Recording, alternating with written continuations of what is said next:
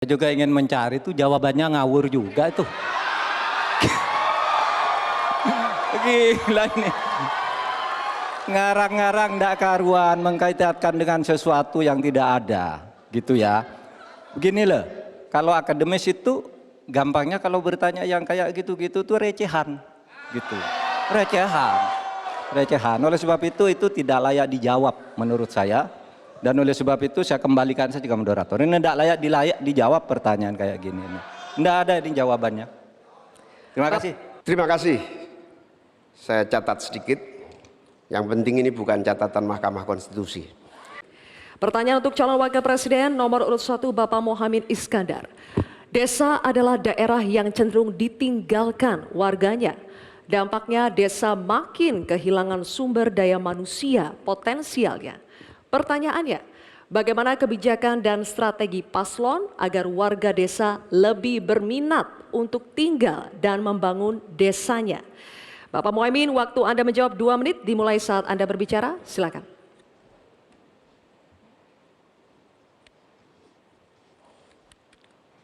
Terima kasih.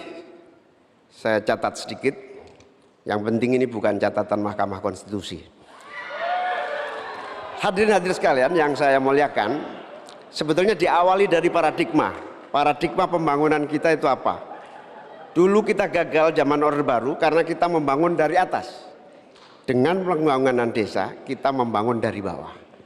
Dengan pembangunan dari bawah, kita yakin akan tumbuh kehidupan kemasyarakatan, ekonomi, sosial, budaya yang akan terus terjaga dan lestari.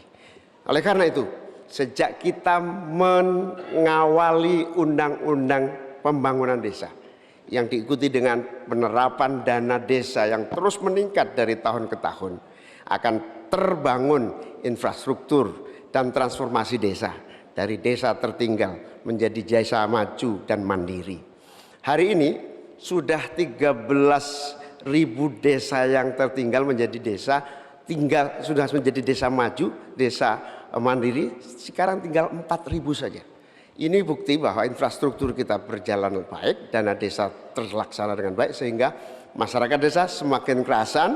Nanti ke depan kita akan siapkan lagi, naikkan lagi anggaran 5 miliar per desa. Agar apa? Tidak hanya infrastrukturnya yang baik, tetapi juga ada kehidupan ekonomi yang tumbuh melalui BUMDes, melalui berbagai kegiatan wirausaha yang tumbuh, pertanian, peternakan, ekonomi kreatif tumbuh di desa, sehingga orang tertarik di desa. Jadi infrastruktur beres, pembangunan sarana prasarana tumbuh, kegiatan ekonomi memadai, dan desa terjaga menjadi komunitas yang membanggakan. Sehingga masyarakat tidak lagi tertarik menjadi urbanisasi, tapi juga kembali ke desa, membangun desa untuk pembangunan bangsa. Baik, terima kasih. Waktu habis. Terima kasih. Nanti ada waktunya. Bapak Ibu, Kita lanjutkan Bapak Ibu. tenang ya. Kini kami akan persilakan calon wakil presiden nomor urut 2 Bapak Gibran Rakabuming Raka untuk menanggapi. 1 menit Bapak dimulai saat berbicara. Silakan. Nah gitu dong Gus, jangan terlalu tegang kayak waktu debat cawapres pertama kemarin. Intinya di sini adalah bagaimana kita bisa menumbuhkan rasa sense of belonging dari masyarakat desa. Saya pernah ke Mojokerto, di situ ada desa wisata nomor 1 se-Indonesia. Kemarin dapat penghargaan dari Pak Sandiaga Uno. Intinya adalah ini adalah desa wisata dibangun dengan crowdfunding. Jadi masyarakat desa punya saham di destinasi wisata tadi. Jadi ini salah satu contoh yang baik cara bagaimana agar masyarakat desa tidak meninggalkan desa atau mencari pekerjaan di kota. Kita bangun sense of belonging, kita pengen program-program yang sudah dijalankan di Mojokerto ini juga bisa dijalankan di desa-desa yang lain. Terima kasih. Baik, waktunya masih cukup Pak Gibran. Oke. Nanti ada waktunya.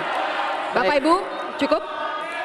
Pak, Bapak, Nanti ada cukup? waktunya, kita lanjutkan ya. Terima kasih. Kita Tenang ya, lanjutkan. kita lanjutkan ya. Kita akan persilakan Tenang sekarang ya. calon wakil presiden nomor urut 3 Bapak Mahfud MD untuk menanggapi. Waktunya 1 menit. Pak Mahfud dimulai saat berbicara, silakan. Bapak Cawapres, Bapak Muhaimin Iskandar, calon presiden kami Bapak Ganjar Pranowo punya catatan menarik tentang apa yang dilakukan untuk mengatasi hal yang tadi ditanyakan. Pertama, ada program 1000 embung, ada program desa mandiri, mandiri energi dan mandiri pangan, kemudian pembangunan irigasi. Lalu di daerah istimewa Yogyakarta ada satu daerah Panggung Harjo namanya, Desa Panggung Harjo, itu dikenal sangat maju, koperasinya jalan, irigasinya jalan, UMKM-nya jalan, dikelola oleh desa itu dengan baik. Nah masalahnya sekarang sebenarnya ada pepatah, Deso mowo coro, negoro mowo toto. Ini yang di daerah-daerah lain tidak jalan. Negara terlalu intervensi ke desa dalam soal-soal administratif. Terima kasih. Terima kasih Pak Mahfud. Kini kita akan kembali ke calon wakil presiden. Kita akan kembali ke calon wakil presiden nomor urut 1, Bapak Muhaimin Iskandar. Kami persilakan untuk merespon tanggapan dari cawapres nomor urut 2 dan 3 yang telah diberikan. Waktunya 1 menit, Bapak. Silakan. Ya, apa yang disampaikan Pak Gibran lebih dari upaya kita untuk menggerakkan ekonomi daerah sehingga tumbuhlah growth, tumbuhlah daya tarik. Yang lebih penting dari itu adalah desa ini harus terus diberi fasilitas insentif untuk lebih maju. Oleh karena itu, keinginan saya menambah anggaran desa minimal 5 miliar buat desa lebih maju lagi, itu betul-betul keinginan untuk mempercepat pertumbuhan ekonomi dan SDM di tingkat desa. Begitu juga yang disampaikan Pak Mahfud tadi, bahwa kearifan masyarakat desa ini harus terus dijaga. Seluruh tata kelola yang tumbuh dari kultur yang kuat ini harus dijaga betul, bahkan menjadi kekuatan daya tarik wisata, bisa menjadi juga ekonomi kreatif yang kita pasarkan ke berbagai daerah di tiap-tiap desa. Makanya sekarang tumbuh desa wisata di mana-mana, tumbuh ekonomi kreatif yang muncul dari desa. Inilah. Baik, Bapak Muhaimin, waktu Anda habis. Terima kasih. Bapak Gibran, waktu Anda 1 menit dimulai saat Bapak berbicara. Bagaimana cara mengatasi greenflation? Terima kasih. Masih ada waktu, Bapak Gibran. Aturan, istilah-istilah Kami sampaikan kembali terminologi atau singkatan, mohon untuk Baik. dijelaskan. Enggak, tunggu. Silakan dilanjutkan. Masih ada waktu. Ini tadi tidak saya jelaskan karena kan beliau kan seorang profesor. Sesuai dengan Oke, aturan. greenflation adalah inflasi hijau. Sesimpel itu. Waktunya masih ada, Bapak Gibran, cukup. Kami persilakan kepada calon wakil presiden nomor urut 3, Bapak Mahfud MD untuk menjawab. Waktu Bapak 2 menit, silakan. Baik, untuk mengatasi inflasi hijau. Apa sih inflasi hijau? Itu kan ekonomi hijau.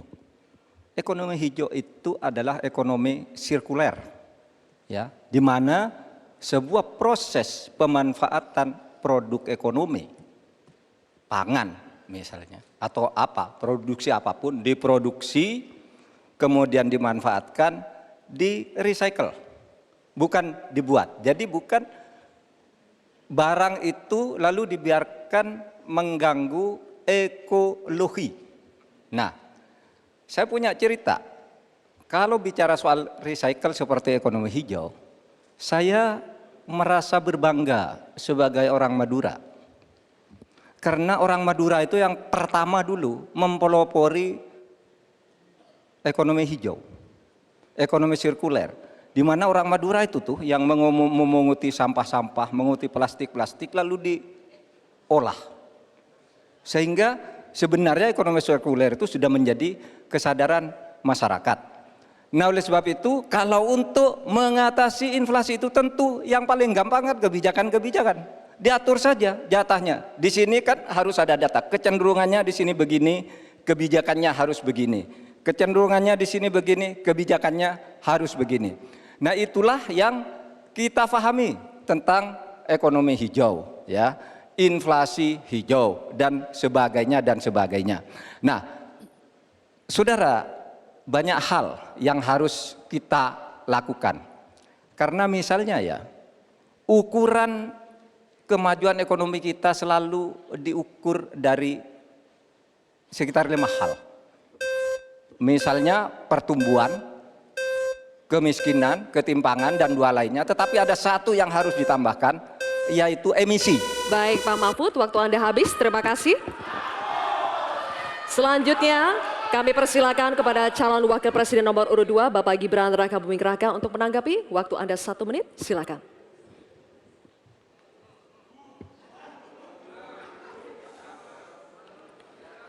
Saya lagi nyari jawabannya Prof. Mahfud. Saya nyari-nyari di mana ini jawabannya. Kok nggak ketemu jawabannya. Saya tanya masalah inflasi hijau kok malah menjelaskan ekonomi hijau. Prof. Mahfud, yang namanya greenflation atau inflasi hijau itu ya kita kasih contoh yang simpel aja. Demo rompi kuning di Perancis. Bahaya sekali. Sudah memakan korban. Ya, ini harus kita antisipasi, jangan sampai terjadi di Indonesia. Kita belajar dari negara maju. Negara maju aja masih ada tantangan-tantangannya. Intinya transisi menuju energi hijau itu harus super hati-hati. Jangan sampai malah membebankan R&D yang mahal, proses transisi yang mahal ini kepada masyarakat, pada rakyat kecil. Itu maksud saya inflasi hijau, Prof. Mahfud. Terima kasih. Masih ada waktu Pak Gibran? Cukup? Baik. Terima kasih. Kita lanjutkan dulu. Nanti akan ada waktunya untuk memberikan support. Kita lanjutkan dulu Bapak Ibu. Terima kasih. Kita teruskan ya. Kami persilakan calon wakil presiden nomor urut 3 Bapak Mahfud MD untuk merespon tanggapan dari Bapak Gibran Rakabuming Raka. Waktu Bapak 1 menit dimulai ketika Bapak berbicara. Silakan. Saya juga ingin mencari itu jawabannya ngawur juga itu. Gila ini.